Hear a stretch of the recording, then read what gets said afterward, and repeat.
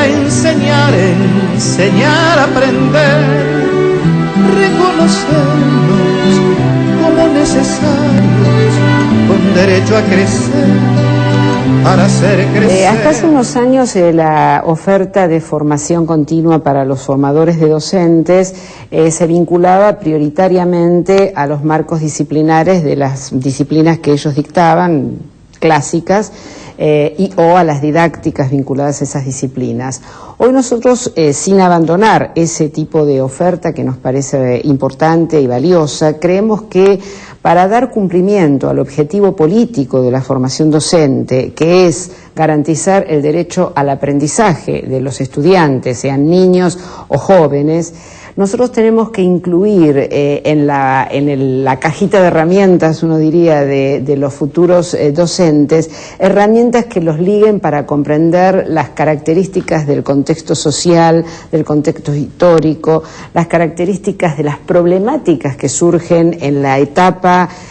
histórica que estamos atravesando. Y en este sentido creemos que comprender esas cuestiones aporta a lo que más grandilocuentemente por ahí decimos formar en ciudadanía. En realidad formar en ciudadanía formamos todos los días con o sin conciencia de ello, y nos parecería que es importante que los formadores tomen cabal conciencia de cómo, por ejemplo, la lectura crítica de la información, la lectura crítica de lo que circula en esa maravillosa red que es Internet, pero que no jerarquiza, que no promueve la reflexión porque no es su objetivo,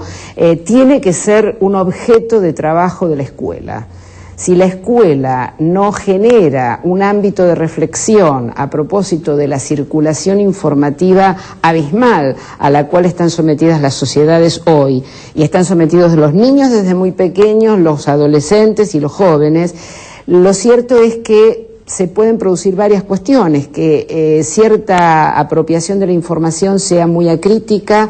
que ciertas cuestiones que plantea la escuela aparezcan como descontextualizadas para los jóvenes o para los niños, y nosotros necesitamos docentes capaces de tejer las relaciones que hay entre el mundo tecnologizado, entre las TIC, poderosa herramienta de este tiempo histórico, y el pensamiento, porque la escuela no puede renunciar a su rol de formadora y desarrolladora de las capacidades del pensamiento. Tiene que enseñar a comparar, a confrontar, a analizar, a hipotetizar, a discriminar lo que es una opinión de lo que es una información o un dato con validez, dónde y cómo están las fuentes de la información, y todo eso está hoy en nuestra sociedad sumamente en ebullición, y nosotros creemos que es un buen momento y que tenemos que acompañar formativamente tanto a los profesores de los profesorados cuanto a los actuales estudiantes. Entonces, en ese sentido hay alguna diferencia respecto de lo que hacíamos más tradicionalmente, que era un recorrido de formación continua vinculado exclusivamente a la organización disciplinar de los planes de estudio. Es muy importante que la formación docente hoy recupere como preocupación y como ocupación la cuestión vinculada a la heterogeneidad de la población infantil y adolescente que hoy asiste a la escuela. Ser responsables de garantizar el derecho al aprendizaje es tener herramientas para poderse hacer responsable de enseñar de diversas maneras, de presentar los temas de diversas maneras a una sociedad que asiste con guardapolvo blanco o sin él en el secundario, proveniendo de trayectorias sociales, familiares y culturales muy diversas, pero que todos tienen el mismo derecho a aprender.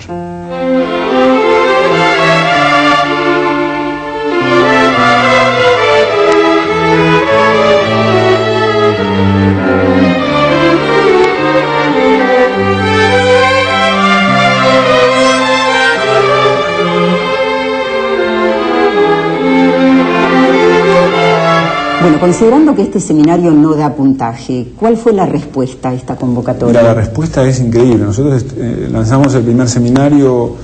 incluso con muy poca difusión y arrancamos con 1.300 docentes de todo el país. En este momento estamos lanzando en 2 semanas más el segundo ciclo, que va a ser para estudiantes de formación docente, o sea, jóvenes que están en este momento cursando la formación docente, y ya tenemos, sin haberlo lanzado la inscripción, 1.500 inscriptos, o sea que estamos pensando replicarlo seguramente a final de año o a principio de año que viene, y lo más probable es que termine siendo una política de continuidad del instituto, porque vemos que está tocando una dimensión muy sensible de los docentes, es qué hacen con las tecnologías, qué hacen con los medios, cómo interactúan con jóvenes y niños y adolescentes que están y han nacido en esta cultura mediática. Bueno, se observa una diferencia entre el uso que hacen de la tecnología los estudiantes y los docentes, tanto en primaria como secundaria. No nos olvidemos que el Gobierno Nacional ya impulsó este año y lanzó una política de distribución de tecnologías que va a tener un impacto altísimo, porque da una respuesta fundamental a una problemática casi mundial, que ha sido el tema de la brecha digital. La Argentina está decidida a acortar esa brecha digital. Lo cierto es que las computadoras van a llegar y están llegando a las escuelas, y fundamentalmente van a llegar el año que viene, y necesitamos tener una política de capacitación para que esas computadoras no queden, en todo caso, en desuso o no sean suficientemente aprovechadas por los jóvenes, ¿no? Bueno, también para que se valorice qué contenido se le da al uso de la tecnología, ¿no? Sí, yo digo que los usos malos o buenos de la tecnología dependen mucho de la concepción de la política, no tanto de la tecnología en sí mismo, sino de la política, y de eso tiene que ver fundamentalmente la política educativa, o sea, qué docentes tenemos, cómo los formamos, cómo responden a esta demanda nueva. Lo que yo veo en el seminario, con todas las aulas virtuales, nosotros tenemos un tutor por cada aula, más de 60 o 70 alumnos por aula, tenemos 22 aulas funcionando en este momento, y por los foros en los que participamos es que tenemos una masa crítica de docentes realmente valiosísima. Y eso no es una cuestión de la coyuntura, tiene que ver con una tradición en Argentina muy fuerte de la formación docente, que ha tenido una importancia clave en la constitución de nuestra identidad nacional en algún sentido, y entonces en ese sentido hay una masa crítica que está ávida, interesada, que si estas políticas se mantienen y se acompañan, yo creo que vamos a ir acortando esa brecha, pero también aprovechando los recursos humanos que la Argentina hoy tiene. ¿Y cómo puede impactar en el trabajo cotidiano de los docentes la inclusión de estos temas del seminario? Y lo que me parece que va a impactar mucho en vencer todos los miedos. En general todos tenemos temores en los procesos de cambio, más en los cambios tecnológicos. Entonces me parece que en ese sentido va a aportar muchísimo a vencer los miedos. Cuando el miedo desaparece, aparece la voluntad creativa, digamos, y ahí me parece, y ahí siempre hay eso no tiene techo. Cuando eso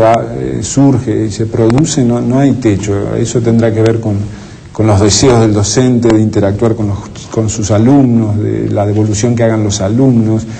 y eso es lo que no tiene techo. Cuando hay un techo es cuando hay miedo y hay incomunicación o hay dificultad para procesar conjuntamente la transformación que vive la experiencia contemporánea de todos nosotros. Gracias, Luciano. No, gracias a vos.